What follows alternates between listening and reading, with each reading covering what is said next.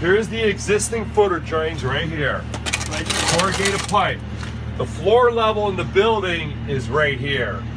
So that thing has to be a foot lower at least anyway. And here's the footer of the building.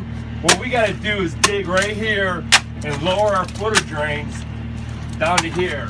So we're below the footer of the foundation and keeps the water table lower. It's got to be below the bottom of the footer, doesn't it? Yeah, we got to be level with the bottom of the footer. Okay.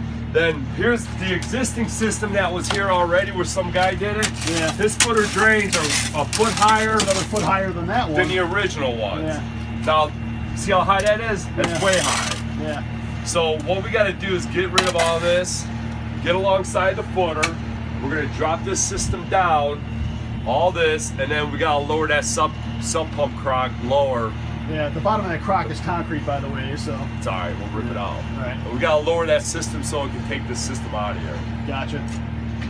Alrighty. What's the game?